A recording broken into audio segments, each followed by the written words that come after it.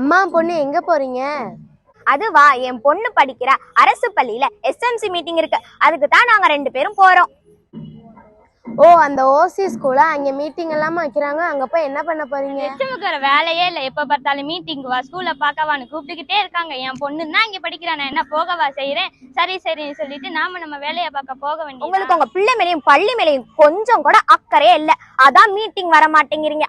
அப்புறம் நீங்க என்ன சொல்றீங்க?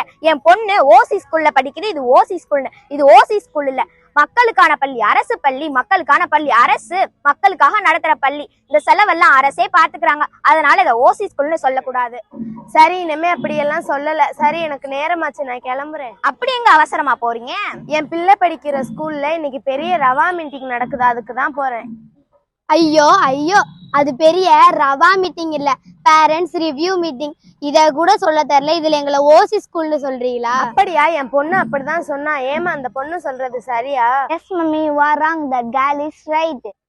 ஓ சரி, இந்த பொண்ணு சொல்றதுதான் சரி. எனக்கு தான் தெரியல போல. எஸ்எம்சியோட வேலை தான் என்ன? இந்த மீட்டிங் பேரு எஸ்எம்சி, ஸ்கூல் மேனேஜ்மெண்ட் கமிட்டி. தமிழ்ல சொன்னா பள்ளி மேலாண்மை குழு. இந்த குழுவுல குழந்தைகளுடைய பெற்றோர் உட்பட 24 பேர் இருப்பாங்க. இதுல தலைமை ஆசிரியர், உதவி ஆசிரியர், வார்டு உறுப்பினர்கள், முன்னாள் மாணவர்கள்னு எல்லாரும் இருப்பாங்க. இதுல பெற்றோர் ஒருவர் தான் தலைவராக இருப்பாங்க. அப்படியா? இதுல இவ்வளவு பேர் இருக்காங்களா? ஹெச்எம் இத பத்தி சொல்லவே இல்ல. ஹெச்எம் மீட்டிங் கூப்பிடும் போது வந்தாதானே தெரியும். உங்களுக்கு தான் 1008 வேலை இருக்குதுன்னு. எஸ்எம்சியோட வேலை தான் என்ன? இந்த எஸ்எம்சியோட வேலை சொன்னா எவ்வளவோ இருக்கு. அதுல முக்கியமானதை மட்டும் சொல்றேன், கேட்டுக்கங்க. பள்ளி செயல்பாடு கவனித்தல், பள்ளி வயது குழந்தைகளை பள்ளியில் சேர்த்தார்களா என்று கவனித்தல், பள்ளி சுகாதாரம், சத்துணவு மற்றும் குடிநீர் திட்டங்களை கவனித்தல், பள்ளி மேம்பாட்டிற்கு தேவையான நடவடிக்கை எடுத்தல், இப்படின்னு எவ்வளவோ சொல்லிக்கொண்டே போகலாம். உங்க ஓசி ஸ்கூல்ல என்ன சொல்றீங்க? மன்னிச்சுக்கோங்க, உங்க அரசு பள்ளியில வேற என்னெல்லாம் இருக்கு? நான் சொல்றதை விட அரசு பள்ளியில படிக்கிற என் மகளே சொல்லுவா, கேளுங்க. எங்க அரசு பள்ளியில என்னென்ன இருக்குன்னு கேக்குறீங்களா?